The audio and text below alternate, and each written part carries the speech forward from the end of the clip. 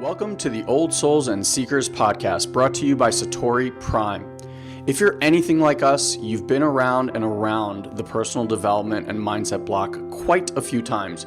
You've read the books, watched the videos, attended the seminars, and even worked with a coach or two, and yet you still find yourself searching for more. You may even feel stuck or that you should be farther along than where you are right now. And after doing over a decade of mindset work, we've come to this realization. Mindset work is like a small hit of dopamine that distracts you from your true work. You get these little hits of feeling better, only to be met with the same underlying conditions and patterns over and over again. Now, mindset was an important part of your evolution as well as ours, but it hits a plateau, and now you find yourself ready for that deeper layer of growth and expansion. If you're listening to this podcast, then you're ready to get off that Ferris wheel. This podcast is only for those that are ready to dive deep and do the real inner healing work. For those that are ready to move past more information into actual experiences. If you're looking for more understanding, then you've come to the wrong place. This is a home for old souls ready to fully embrace and remember who they truly are. Ready to make a profound difference in their lives and in the lives of others. So welcome home, dear one. We're excited to be part of your journey. Hi, everyone. Welcome. Happy Wednesday. Today is Wednesday. I'm really excited for today because I had a little time to spend with this man and just had an absolute blast. And I'm really excited to hear what he's up to and share with you. So before I give my little quick introduction, Guy, welcome. Hi, good to have you here. Thank you. Hi. Wait, this way. Right. I'm less excited about Guy being here and more excited about Hale Dwoskin being here. Hale, Guy's not chopped liver. He's not. And you know what I always say? I've been chopped liver before. I'm used to it. You know what I always say? I always say that when Guy and I do an interview together, it means that there's a really special guest here. Because sometimes I'll do the interview solo, but every time I run across someone who's really awesome, I'm like, Guy, you're going to want to be here for this. So that's always a good sign. So, Hale, for those of you who may recognize him, was actually in the movie The Secret. Remember that really wildly popular movie that all of you have probably seen multiple times?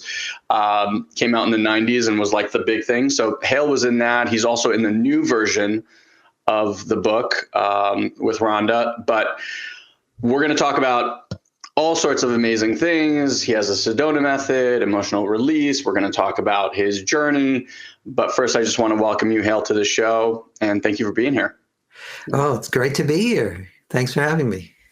So why don't you give a little bit of your introduction, the way that you like to say, before we kind of jump into the meat and potatoes of this thing here. My intro. Well, yeah, you've been around for quite some time. Yeah. So every time I do this, the introduction's different, but I don't usually do an introduction, so I'll see what comes out. Yeah, ours too. So at any rate, I've been studying ways to help people since I was a teenager, as I was discovering how to help myself. And I got involved in the Sedona method in 1976. Because I met Lester Levinson, who's the man who inspired this work and who was my first teacher and mentor. And he didn't say that much about it, except it was who he was that really made the difference, because he was a living embodiment of peace, of truth, of happiness, of imperturbability, which is a big word. But he was just an exquisite person to be with. And it was just a casual encounter, but it changed my life, because the next weekend I was taking a seminar with one of his seminar leaders, his instructors. And before the seminar was even over, I knew that this is what I was going to dedicate my life to at age 22. And I've been going strong now for way over 4 decades. And it started as a personal quest to be free of suffering and to discover the truth of who I was. And as I discovered that, the basis of the Sedona method is just that you are whole, complete, and enough as you are, not at some future time, but right here, right now. And that you have that the feelings that hold us back, the thoughts that hold us back, the beliefs that hold us back aren't the truth, and they aren't who we are. And so the Sedona method at first, when I first learned it, was more focused on letting go of those self-imposed limitations. And then Lester passed away in the early 94. And before then, he had already turned over all his copyrights and the responsibility for his teachings to me. Wow. And after that, the focus has changed over the years to not just helping people have more money, better relationships, better health, but the core piece that we teach now that still supports that is that presence of awareness or beingness or isness that you are, that all is what is the ultimate goal. And it can be discovered right here, right now, from your own direct experience. In fact, I'm hoping I can share at least one tool immediately, if not more, that will help people discover that. Yeah. So we created a movie in around 2012 that kind of expressed that, called Letting Go. As you know, I was in the movie and book The Secret, and now I'm one of the featured teachers in Rhonda Byrne's latest book, which is all about what we do. I mean, it's not based only on what we do. Lester Levinson is the most quoted teacher in that book. I'm heavily quoted, but so are a host of amazing teachers. And it's all about ending suffering and discovering the truth of who you are. And so that's been my journey. And in between there, I grew up, had a life, practiced this in my life, and have helped many people all over the world both let go of suffering and achieve what they desire in life, and at the same time, wake up to the truth of who or what they are. So that's my bio. I love it. Hale, I just want to real quick just give you a reflection and an acknowledgement, because you spoke about Lester when you met him, that he wasn't just speaking this work, he was the embodiment of this work. Yes. And I want to just reflect back to you that as soon as I was in your presence, and I'm sure Guy will reiterate, like, I feel the same thing from you. Oh, there's just a peace and a grounded stability that you emanate that is just, it shows that you have done a tremendous amount of work to get to. So sweet. I just want you to know that you're doing that same work. We know what it takes. Yeah, exactly. Yeah. It does require intention and focus and dedication and consistency. And consistency and earnestness too. And I sense that in both of you. And by the way, everyone watching and you too, I'm just a mirror. If you're sensing that, you're just sensing yourself. Sure. It really has nothing to do with this particular body mind. Nothing at all. Beautiful. I love that. I have a question for you, simply as someone that has been in this work, like you said, since 76, I think you mentioned. So we're looking at, 45 years of being in personal development and spirituality, et cetera. And even you had mentioned that the work has shifted. And once the reins kind of got handed to you, that you started taking it in a different direction. Yes. And you and I just had a quick chat about this, but how different the world and landscape of personal development was in the 70s, much more into what you spoke about, like the achievement-based, results-based, like, let me empower myself, let me make millions, let me, all that stuff, into what we are starting to sense, and some of the teachings that we're bringing forth also, which is more to what you are discussing now, right? Like the beingness, the isness, this awareness piece that, yes, guides to all of those other principles, but there's almost like this awakening that's happening for humanity. So I have a curiosity. What has that journey been like? Like, what have you noticed during the shift from that kind of ideology to where we are today? Well, there's several things that have evolved in mass consciousness. One is when we first started doing the Sedona method in the 70s, the Sedona method actually predated me a few years. Lester was already doing it through his teachers in the early 70s.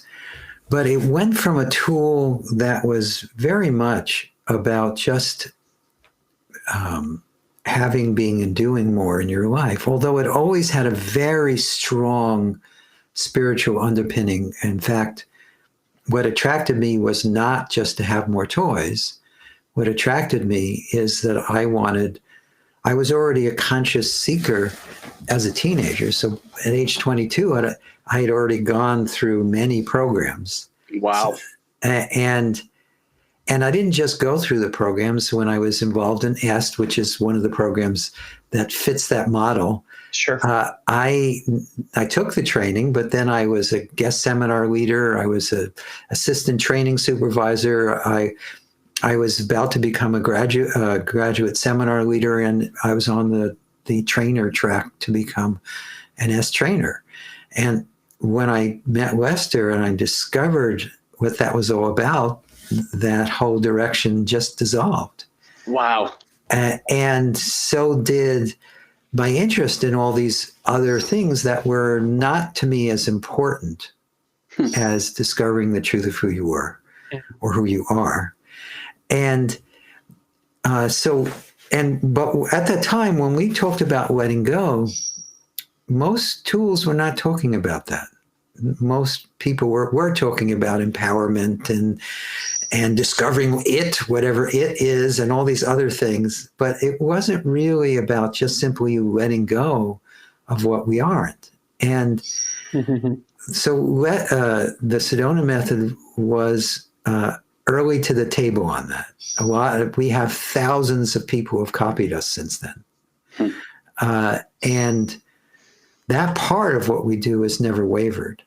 And what I've seen happen in the world is, so letting go has become, everybody talks about it. But what's also happened, and this is more recent, started gaining a lot of traction. I mean, it's been here timelessly. There have been great sages for eons. I can name a few, like Ramana Maharshi or Nisargadatta Maharaj, or there's so many, Yogananda. So these great teachers have been coming into mass experience for a very long time. But in the 90s, what happened is, and accelerated in this century, is that non-dual experience started becoming less esoteric and less available to a small group of people, and more happening to and interested in by more and more people.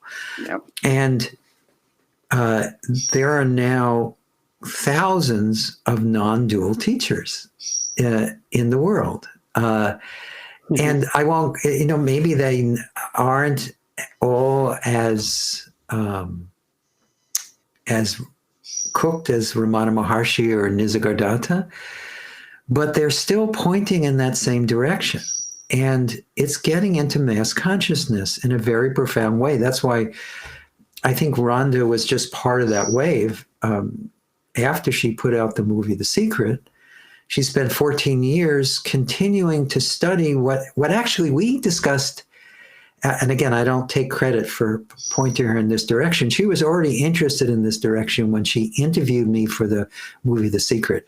There's a reason I have such a small role in the movie. I have 36 seconds or something. It's ridiculously small because we had an hour and a half interview, and we mostly talked about letting go and non-duality, because that's what her and the producer were more interested in. At the very end, they realized they were running out of time, and they wanted to make sure I said something in the movie. So we came up with something I could say that would be used in the movie. And they actually ended up basing a whole section of the movie around it, because the quote was,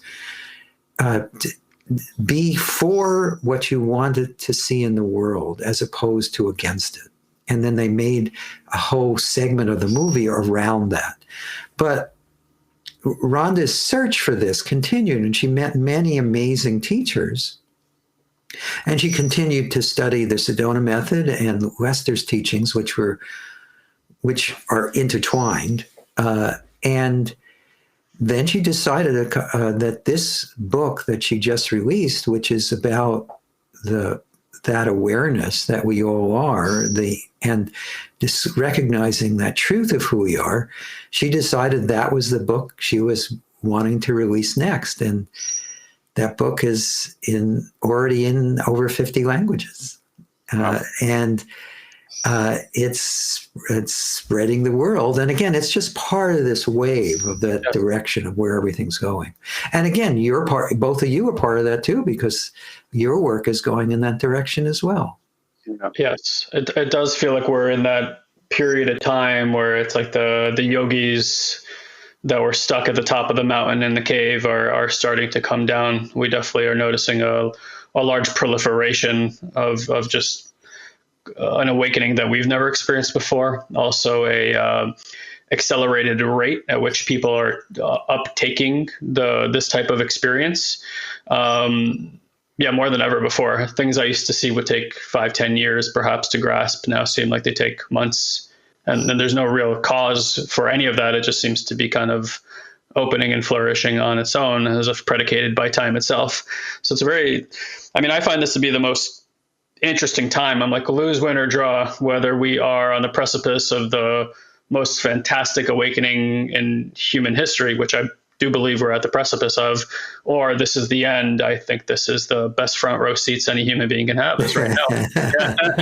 That's a big divergence. I know what I believe inside. I also know what's trying to be propagated, through media to most people. So it's interesting. I would love for you to define in your own words non-dual for the listening public, because for most people, they're going to conceptualize that, not understanding that gets to be directly experienced, and that the word is a pointer, but is not what it is. So I'd love your own words. Sure, I'd like to do it in two ways. I'll talk about it very briefly, but I'd like to just take people into a direct experience of what I'm talking about, rather than just talk about it. So non-duality just means that you and I and all that is experienced and all that is beyond experience is the same thing, is the presence of awareness or beingness that you are, that I am, that all are, and all that appears is. And it has, even though it's non-dual, you can't deny that we're all experiencing some sort of dual experience. There's a body over there. There's your two bodies, which are on two different coasts, and everyone listening to this is appearing to listen to it from different locations. Yet, what's the same is the silence or the presence or the beingness that is listening. That silence or beingness or isness is actually the listener, that which is perceiving all. And that is that's just one. There's not a me listening here and a you all listening there. There actually is no me and no you. There is a listening. There is a perceiving. And there's just one listening, one perceiving, one being. And it is both formless and it gives rise to all form. Mm-hmm. And that doesn't make sense to the mind because the mind sees things as either black or white, right or wrong, good or bad. It sees things based on all it knows. The mind can only know duality. But what you are only knows unity. That's all it knows. And it doesn't even know that. It just is that. So non-duality is just pointing towards this. It's pointing towards everything that's being experienced is all part of the same, for lack of a better word, unified field that's actually not it's beyond personal and impersonal. It just is. It is boundless. It's timeless. It's spaceless. It's dimensionless. Yet it's ever new and always exquisitely beautiful, even if things aren't apparently going the way that particular body mind would prefer it. Yep. It's just the way it is. So I love that, Hale. And for those who are listening to this or experiencing this in a recorded fashion, so you could have listened to what Hale just said. Another way is to actually go back and receive the transmission that was. So you can actually go back and listen to that. And there is a transmission there that actually points to and takes you to this groundless ground that he's talking about. So if you want to explore that with yourself, try to drop into your body and go more into the felt senses. He's describing that, but see if you can actually tune into the energy, because Hale is a person that has clearly invested a lot of time and spent much of his investment of time cultivating that energy. And so there's something that comes through people like that actually helps your system find those locales, so to speak, or non-locales in this situation. Right. Yeah, it's very, very interesting. So I'm curious, given that, your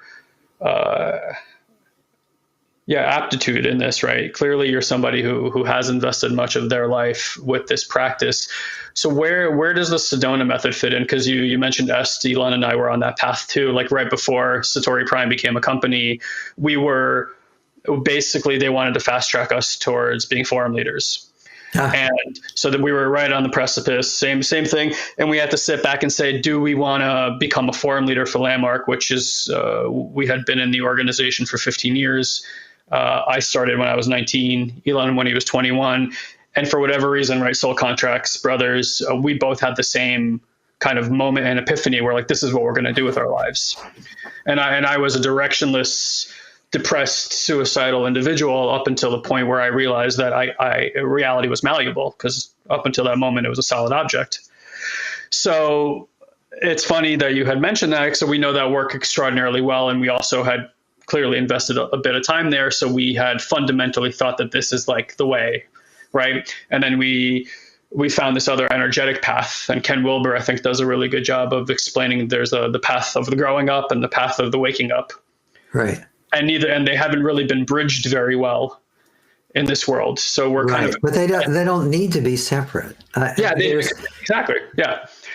And so I think we're entering that time of the bridging where the roots are meeting, so to speak, for the first time.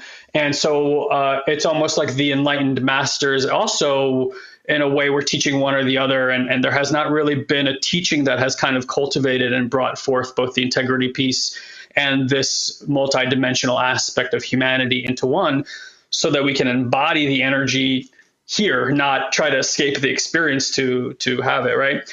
So I'm curious, since you've invested so much time in the Sedona method, can you, maybe it's not brief, but describe in your own way, like what is that work bringing through that has had you invest that much time in it? Well, that presence of awareness or beingness that all is, the only reason that we don't experience it moment to moment, if there is a reason, is that the tendencies and desires, the beliefs in limitation, the thoughts, the feelings, the ideas that we are holding to the contrary. Now, me speaking about it this way makes it sound like there's someone here holding it, but there isn't. Part of what you discover as you let go of your sense of limitation is that it was never yours to begin with. It was never real. But what the Sedona method does is it's a bridge. It's always been a bridge. It's not either or, it's and. So if someone comes to us and they just are feeling depressed and they'd like to not feel depressed, we teach them a set of simple tools that helps them let go of the depression. Now, as they let go of the depression, very quickly, they start to discover there's a lot more to life than not being depressed. Yeah. And at first, that may manifest as more engagement in life, having more, being more, doing more. But very quickly, they start to also see that there's more to life than life. That life that we all experience is just what's happening on the surface. There is this vastness that we are, that life is just an infinitesimally, what we call life is just an infinitesimally small part of. And so we also help people as they make the journey into that as being their living experience. And then lastly, we help people to integrate that perspective back into life. Because it's not about escaping life. It's not about denying life. It's not about giving up on life. And that's a common pitfall that people fall into. They start discovering truth and it becomes an escape from life. Yet life is not separate from that. And it's an exquisite part of that. And you can discover that the less there is an enjoyer, the more there is enjoyment. Mm. Can you say that again? Yeah. Sure. The less there is an enjoyer, the more there is enjoyment. So beautiful. So good. So how the Sedona method fits into that is it embraces all of that. It embraces just someone who wants to empower themselves and also stop disempowering themselves through all their inner sense of limitation. It helps people see through the illusion of being a separate individual. And it helps people, again, integrate that back into life. So it is unique in that way. There are other teachers that do that, but they're not common. Most teachers either focus on just the empowerment end. Well, actually, there are three things I talked about. So there are some teachers that focus on the empowerment end. There are some teachers that focus on the discovering the truth of who you are, and that they stop there. And then there's some teachers that focus on discovering the truth of who you are, and then also how to reintegrate it into life. But what we do is we talk about all three, and we assist with all three. It's beautiful. this work I have found, it calls to certain people. This is, I think when you're at certain stages of your life, certain work like what we were discussing before, which is much more in the personal development, kind of like empowerment type, achievement-based work really calls to you. And then, the reason we came up with Old Souls and Seekers is because we started to realize that a different brand of souls were starting to come in to do this level of deep, what we started to call like deep energetic healing work, this aspect of emotional release and letting go and inviting these new energies and tapping in. In your experience, as you're taking people through this work, what have you found as like, is the Sedona method driven through, I know you're big on experiences, right? So is it done through meditations? Is it again, I think we've talked enough about it that we should start getting into practical examples. Let's do it. But it's really just a tool for inquiring and discovering through a series of just questions you ask yourself, what is really true in this moment and what is really necessary in this moment. And one of the things you discover is that suffering is unnecessary. And truth, even on a relative level, most of what we believe is true is really hearsay, is really based on memory, is based on belief. And truth is that which it never changes. It's changeless. So you actually can't know the truth, you can only be it. And so as you start to embody the truth, that radically transforms the way that particular body-mind experiences life. But it's not us doing that. The reason we talked about this earlier, this is what's happening in the waking dream on a mass scale at the moment, because this is what is supposed to be happening. There are no mistakes. Everything is always unfolding exactly as it's supposed to, moment to moment. Always. Even when the mind screams, no, it can't be like this. Well, it is as it is. So why don't I start with a simple technique that is very similar to what's a big part of Rhonda's new book, The Greatest Secret. It's not based on what's in the book. And what's in the book, her book is not based on what we teach. We were just one of a whole bunch of teachers that used similar questions, and she distilled it down into her version of it in the book. But I've been using this phraseology now for a couple of decades, and it's very simple and very direct and very powerful. And it's so simple and so direct that people, even if they're not interested in self-discovery, can use it to just free themselves from any sense of inner limitation. So the technique is just basically that you welcome or allow whatever you're experiencing, and then you simply check, am I that? Or am I that which is aware?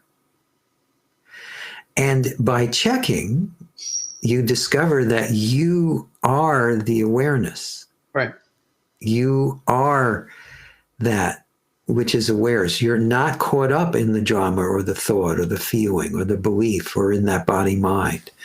And each time you see that, it's liberating. And it leaves a residue in the body-mind that's profoundly nurturing, relaxing, opening, enlightening. And so why don't I take us through this a few times so that you can get a sense of it. Sure. Great. So in this moment, just allow yourself to, and I'm going to do this with everyone. I'm not going to not single out either one of you so that, I'm not going to put you on the spot, even though I don't think you'd have a problem with this at all. So in this moment, just allow yourself to think of something in life that you're wanting to change or improve. And then notice the visceral response to that. What feeling does that bring up inside of you? Just notice it. And then could you be present with it? Allow it. And then notice how there is, when emotions arise, there's usually a sense either that I am the emotion or that it belongs to me. So focus on the emotion and that sense that you are it, or it is yours, and then check. Are you actually that? Or are you that which is aware? If you really look, you'll notice that you are the awareness. And each time you see that anew, first off, seeing it once, if you really see it, you never need to check again. But for most of us, we need to keep checking until the mind surrenders and stops going back into believing in itself instead of noticing what's actually real or true. But so let's do it again. Focus on that same thing or anything else in your life that you've been wanting to change or improve. And notice the inner feeling or visceral response to that. And then could you just simply be present with it? Allow it.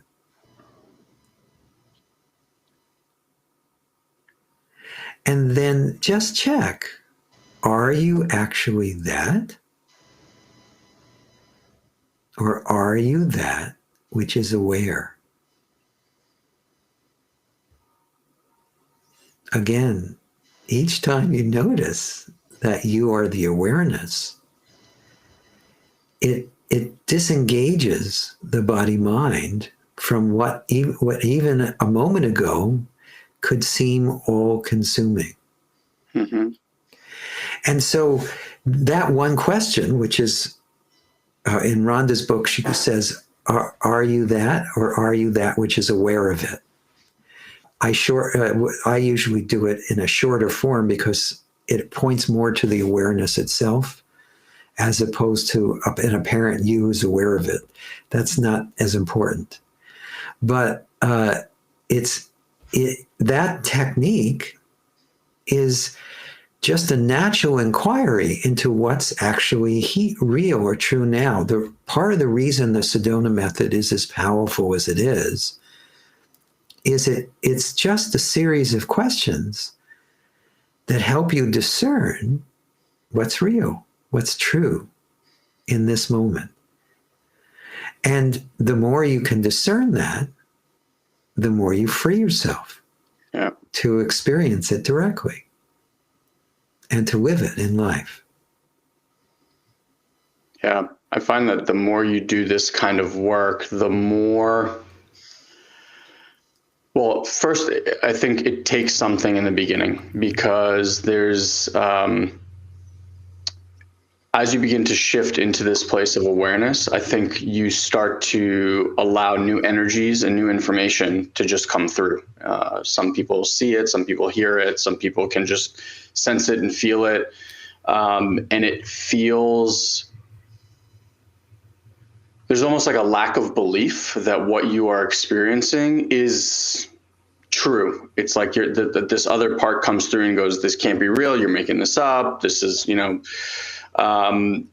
I think through consistency, you really start to trust the simplicity of the process, because the mind really wants to make this like, it can't be that simple. I can't just be witness and hold presence with this part internally that is sad or frustrated or angry and it disappear. Like, it can't be that easy. I've read all these books, all these videos. People have told me that I need to go through this process and write these things and visualize. Oh, I know.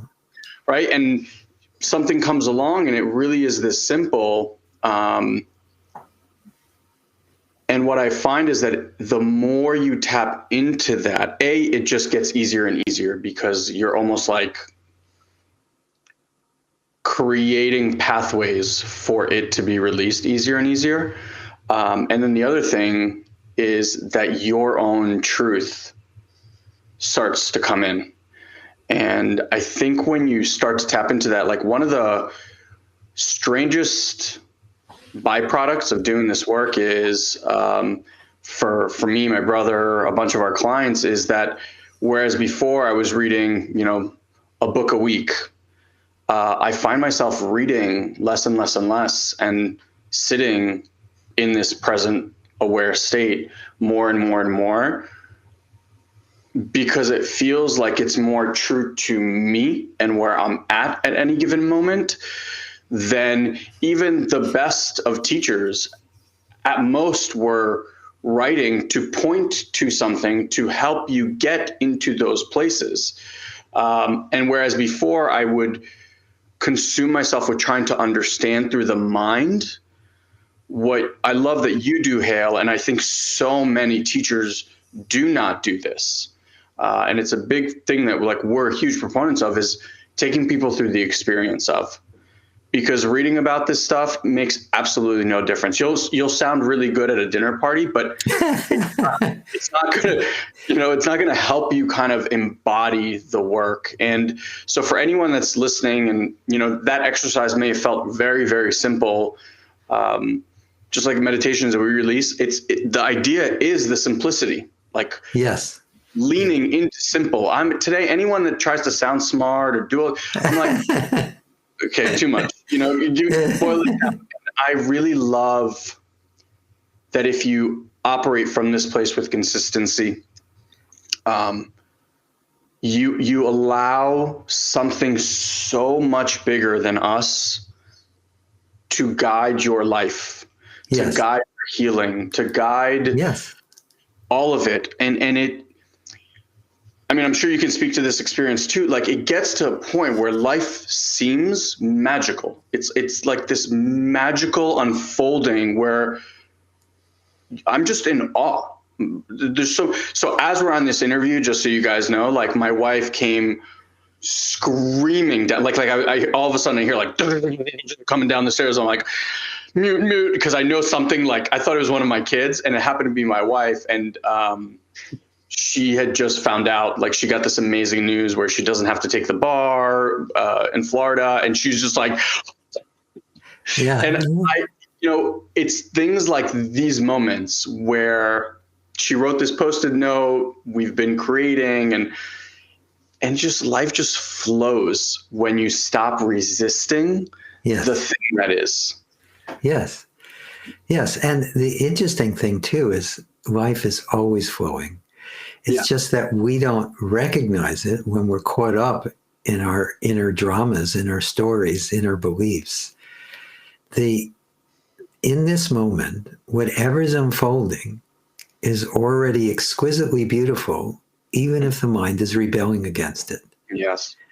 I don't want people listening to this to think, oh, well, yes, there are more and more things that, from the perspective of the person, seem to be really amazing. And just like what you said, and that's a very common occurrence. But what's even more amazing is that even ordinary experience, before I got on the phone, well, we're not on the phone, before we got on whatever this platform is, you've branded it, looks like somebody else's platform. But I was vacuuming the house, and that was just as much fun as hanging out with you guys. Yeah. And so this exquisite beauty, this exquisite peace and certainty and joy and presence is already at the heart of every experience. And it's also before experience and after experience.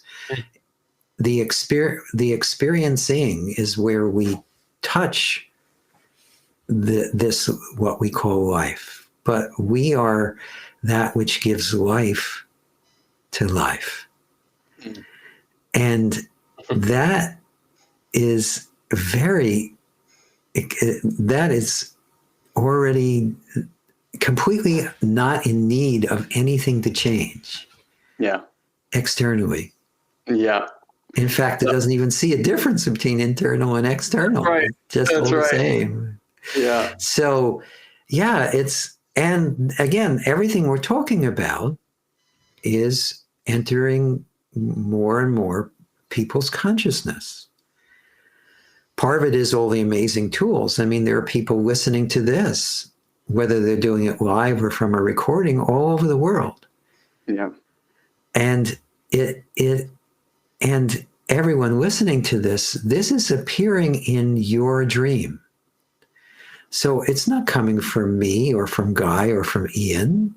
This is coming from the core of what you are. That's the source. The source is what we all are. And there's only one source. It appears that there are Guys and Ians and Hales and Marys and Joes and Bobs. But that's just an appearance. One of the other amazing teachers in Rhonda's new book, The Greatest Secret, is a teacher. One of the ones I highly recommend is a teacher called Shakti Caterina Maggi. She's an Italian. And I was listening to one of her talks this morning, and she used this amazing analogy, which I'm sure you've heard similar ones before, but there is only one light, and then it gets refracted by the mind into this appearance of multiplicity. And it's still only one light, but just like a prism, when the sunlight passes through it, projects all over the room of life, apparent different individuals, it's still just that one light. Yes. And that is what you are, and I am, and all is. And it's that way even when someone is completely unaware of it, when they're just living life completely based on the surface. They're not even trying to do self-improvement. They're just trying to get through the day. Survival. Mm-hmm. Yes. Hal, can I take this a little bit more into just the real, like not the real world, the world as it is happening right now? Obviously, Sure. 2020 was a pretty disruptive time for many, many, and I'm just curious from where you sit, watching what the collective is going through, from death with the virus to government upheavals to all this stuff that's occurring. For people that are really struggling to get to that place of acceptance of what is, that this is in fact the flow of life, and that this person who maybe they despise, they can't see them as that reflection of light, right? They see them as this dark devil energy. Right. No. And that's happening. There's a lot of projecting going on. Yes. A lot of projecting going on. So in my experience, this whole time period is just an invitation to wake up from the dream that we're usually living. Yeah. Most of us are living a dream. Well, actually, in my experience, this is all just a waking dream, but most of us are living a dream within the dream. We're experiencing our perception of what's real as though that is the one reality. And most of us live in very confined little boxes. So as you allow yourself to see through these boxes, you then deal with the situation at hand from a very different place, from a place of love and a place of compassion and a place of understanding for yourself and everyone else going through this. And it happens naturally. You don't have to effort to be good or to support others. You just find yourself naturally moving in that direction. And there is a way to start discovering that. And let me just point it out. So let's go back to that technique that we did before. And let's do that once. And then I'll show you another step you can take from there that will help when there is apparent conflict around you. Sure. So again, focus just on whatever you're experiencing in this moment. Especially any point where you think that is you.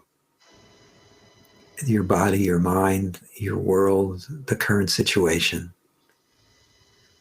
where it's happening to you. And then check, are you that? Or are you that which is aware? Now, just in seeing that, the awareness becomes more self-obvious to itself. Now, in this moment, check, is that awareness limited to a location? If you don't focus on the body, if you just focus on that awareness that you are, can you actually find a boundary? Yes, the body, of course, has boundaries. But does you, as awareness, have a boundary?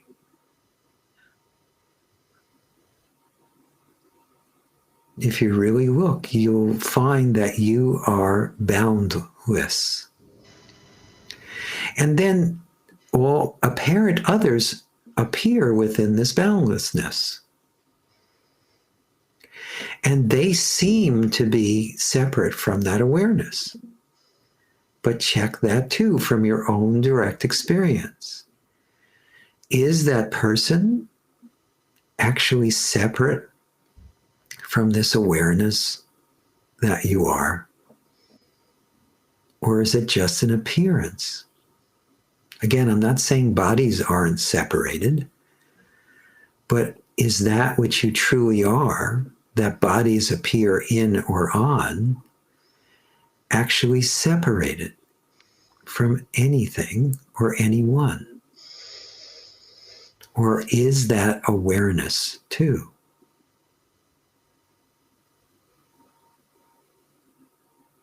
If you really look, you'll see from your own direct experience that even these situations that for most of us have been at best an inconvenience, but worse, an enormous disruption that have caused pain and suffering. But is even that separate from the awareness that you are, if you really look? If you look from or as that awareness that you are, you'll notice that there is no separation. And in noticing that, it's harder to resist. It's harder to reject. It's harder to judge, because it all is contained within that which you are. And that makes it easier to deal with what is. You still do whatever's appropriate to deal with life situations, but you do it from a much more expanded point of view. Mm-hmm.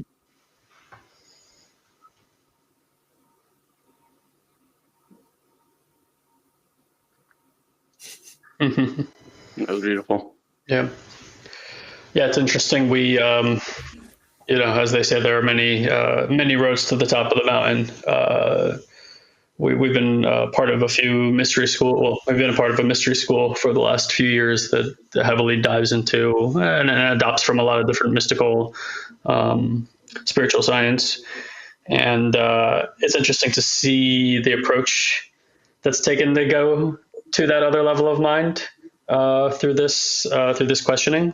Kind of reminds me a little bit of Byron Katie's process a little bit with some of the way that she questions people to get them out of ordinary mind.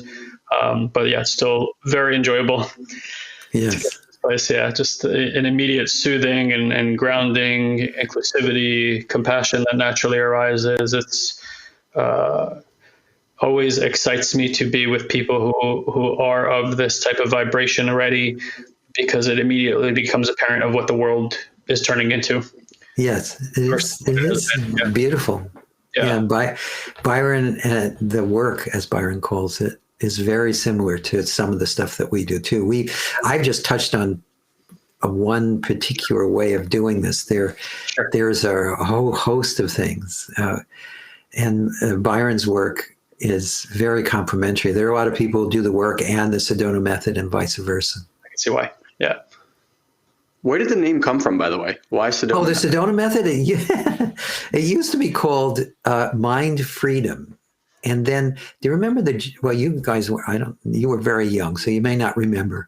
There was something in the late 70s or early 80s called the Jonestown Massacre, where there were 800 people, they were part of a cult and they've been brainwashed, and they drank the Kool-Aid, literally, that was laced with a poison, and 800 people died. Wow. And so we decided that people, again, we were talking, that's mind control, but we didn't want to be confused with that. And it was early on, this was in the late 70s, before Sedona, the place, was discovered. And the Sedona method shows you how to feel as relaxed and as happy and as open as you do in a beautiful place like Sedona, without having to be there. And plus, the first Sedona method courses were held in Sedona, Arizona, in the early 70s. And so we named it after that. Afterwards, Sedona got discovered, the place. And now it has a lot of cachet, but at the time it was just a neutral term we could use that wouldn't be misconstrued. Yes. So interesting. Well, I know we're coming here to the end of the interview, and I know people are going to want to find out more about you and the Sedona method. I know, bro, you had created that. So Hale has been generous enough to give all the listeners here a gift. Guy's going to throw the link up right now. But if you're listening on a recording or in your car or anything like that, if you just go to sedona.com/old souls, no spaces, no periods, no hyphens. So sedona.com/old souls. Hale, do you want to talk about what they're going to receive when they get there? Sure. It's actually a page that links to a bunch of our free resources. We have the Sedona Method YouTube page, which I do, and Lester and I have quotes on it every day. There are free our YouTube page. Did I say YouTube just now? I can't remember. So that actually has over 200 free videos of this different aspects of this process. In our Facebook page, we do quotes. And then we have all sorts of other free resources. We're even making the movie, their 108-minute movie. I mean, the hour and 8-minute movie that we did is available for free as well. So there's all sorts of free things. And it also shares some information about our programs. And again, I just want to leave everybody with this. Just remember that feelings are just feelings. They're not facts. And they're not you, and you can let them go. And also, just be open at least to the possibility that you are already that which you've been seeking in every activity you've ever done. You are already the wholeness, the completeness, the beauty, the happiness, the love, the joy that often seems like it comes from outside of yourself. But it actually is your basic nature. And if you just stay open to that as a possibility and start exploring that for yourself and keep letting go of what you're not, you can discover this and have it become your living experience every moment. Beautiful. Into that. So beautiful. Bro, any last words? No, Hale, I was going to say, such a pleasure. I appreciate you and all the work, everything you're bringing through. I'm sure the countless people whose lives you've impacted and changed, and it's admirable. We're grateful to be on the path with you as a fellow brother, humanitarian, and all the rest of it. So thank you so much for being here. We really appreciate you. Yeah, and thank you for both of you, Ian and Guy, for doing what you do and for sharing what you're sharing. We're all working on this together in our own unique ways. And thank you all, everyone who's been listening live, and all of you who will listen to this recording, because this is all happening because of where we all meet inside. And that beingness or awareness is actually taking care of all of it. So we're all in this together. Absolutely. Amen. Thank you guys for being here. For those that participated, thank you for those that are listening. If you have any questions, comments, you want to ask us anything or Hale anything, please don't hesitate to reach out. I hope you're having an amazing day. Enjoy the rest of your week. Thank you, dear one, for choosing to share a bit of your day with us. We value you greatly. And as a way to give back and help you to deepen these practices, we want to invite you to join our incredible community on Facebook. You can do so easily by going to joinoldsouls.com and ask for an invite. This is our private community where old souls and seekers are able to grow and share their journey with others. We hold exclusive weekly live streams, we answer your personal questions, and offer valuable insights that we won't be able to share here on the podcast. So again, just head to joinoldsouls.com and grab your invite today. And as always, if you enjoy this podcast, please head to iTunes and leave us a review. It's the only way other people can find this show. So if it's making a difference in your life, please share the love. Until we meet again, have an amazing week, dear one.